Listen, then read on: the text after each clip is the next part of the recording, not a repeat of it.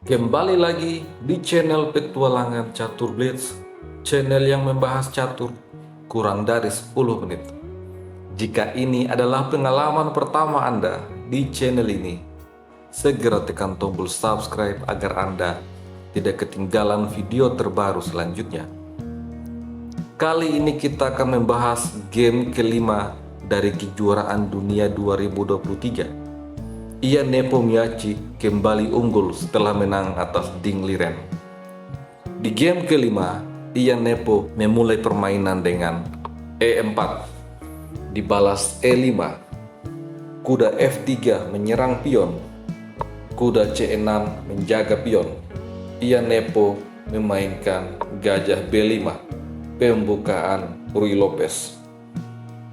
Ding Liren menyerang dengan A6, Morphy defense, gajah mundur A4, kuda F6, menekan pion E. Ian Nepomniachtchi langsung rokade. Ding Liren tidak mengambil pion, dia memilih untuk mengembangkan gajah ke petak E7. Selanjutnya D3, bersiap untuk mengembangkan gajah petak gelap. Ini dibalas dengan B5, gajah mundur B3, lalu D6. Langkah ini adalah persiapan untuk mengembangkan gajah petak terang. Setelah itu, C3 dimainkan oleh Ian Nepo. Langkah ini punya dua tujuan. Selain mempersiapkan tempat pelarian untuk gajah, langkah ini juga bersiap untuk mendukung apabila pion D4 didorong. Merespon hal ini, Ding Liren langsung rokade untuk mengamankan raja dan Ian Nepomniachtchi mendorong H3, langkah profilaksis gajah mempining kuda. Oleh karena itu, gajah tidak dikembangkan ke petak tersebut. Ding Liren menciptakan gajah fianchetto. Setelah itu, A4 dimainkan oleh Ian Nepo, berupaya untuk menyerang melalui sayap menteri. Kuda A5 menyerang gajah, dan sangat menarik, Ding Liren memilih untuk menarik mundur gajahnya ke petak A2, berupaya mempertahankan kontrol pada diagonal yang menyerang raja. Ding Liren merespon hal ini dengan dorongan pion C5, kemudian gajah G5 menyerang kuda. Tetapi gajah diserang oleh pion. Gajah makan kuda, gajah makan gajah, dan pion makan pion. Pion makan pion, kemudian kuda B dikembangkan ke petak D2. Di posisi ini, Ding Liren menarik mundur kuda ke petak C6 dan Ian Nepomniachtchi merespon dengan gajah D5, mengadu benteng sambil menyerang kuda. Tentu saja benteng makan benteng, menteri harus makan benteng, lalu menteri D7. Ian Nepo membawa benteng ke petak E1, mengosongkan petak F untuk ditempati oleh kuda. Ding Liren langsung menyerang menteri. Menteri lari ke petak D1 dan gajah mundur ke petak D8. Kemudian kuda mundur ke petak F1, sebuah manuver untuk mengaktifkan kuda ke tempat yang lebih baik.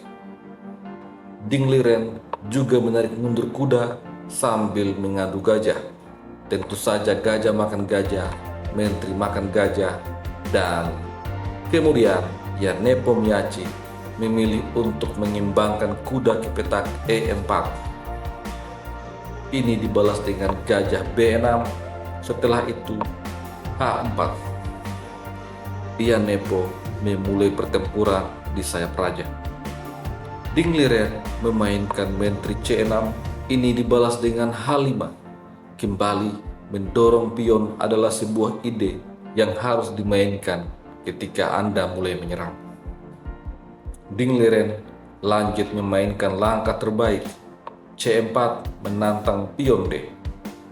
Jika pion makan pion, maka pion makan pion. Putih akan memiliki sebuah pion lemah yang ada di petak B. Oleh karena itu, D4 dimainkan. Ding Liren kemudian memilih pion makan pion.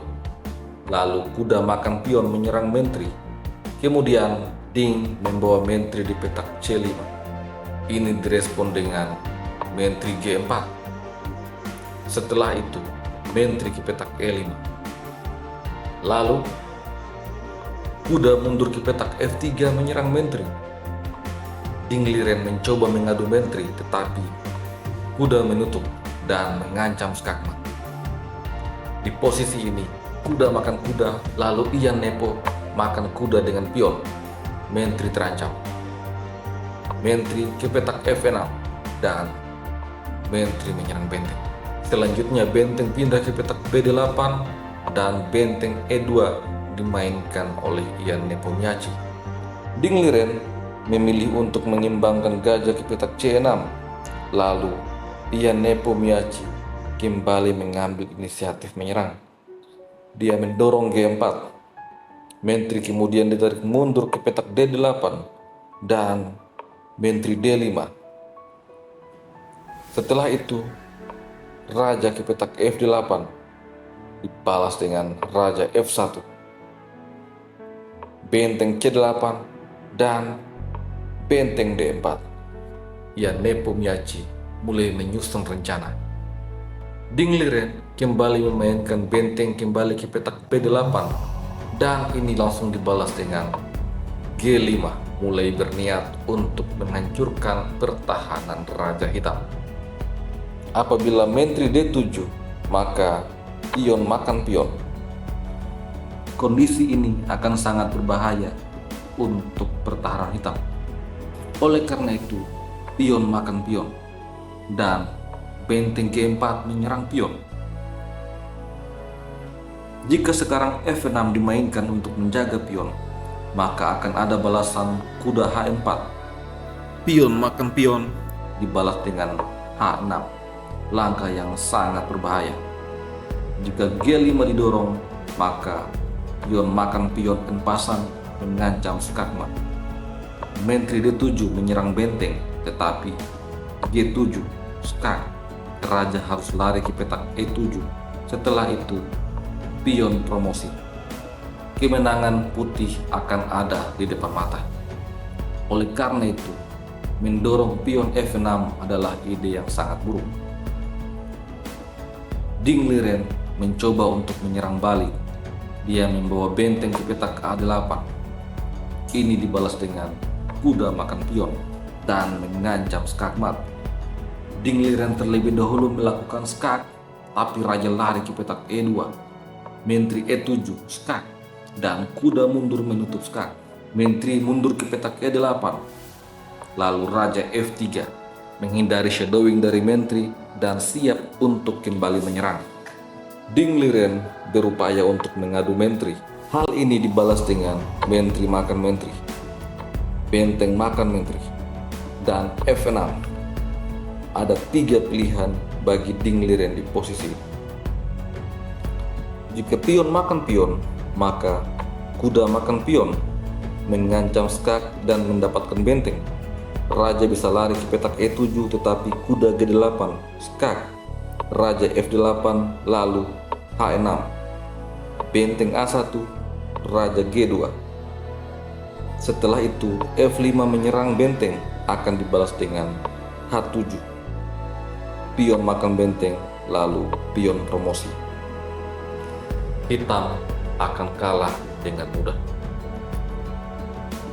Jika G5 dimainkan, maka ini akan dibalas dengan benteng makan pion.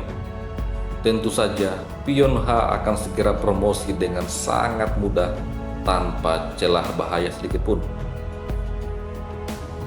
Oleh karena itu di game sesungguhnya, Ding Liren memainkan langkah terbaik.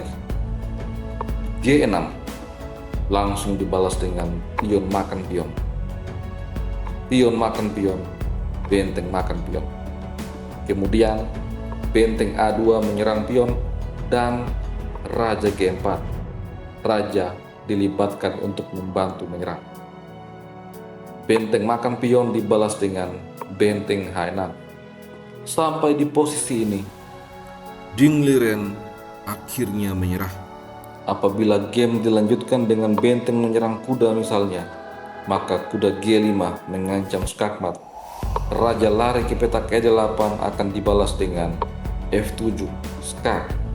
Dan jika raja ke E7, maka benteng siap untuk mendukung pion promosi. Raja makan benteng akan dibalas dengan pion promosi skak. Ada 2 tempat pelarian bagi raja. Jika raja E5, maka menteri F5 skakmat. Dan jika raja G6 akan dibalas dengan menteri F7 skak, raja harus ke petak H6. Setelah itu menteri H7 skakmat. Sebuah game yang sangat luar biasa dari Ian Nepomniachtchi. Sampai jumpa lagi pada video selanjutnya. Salam Gen Sunasumus.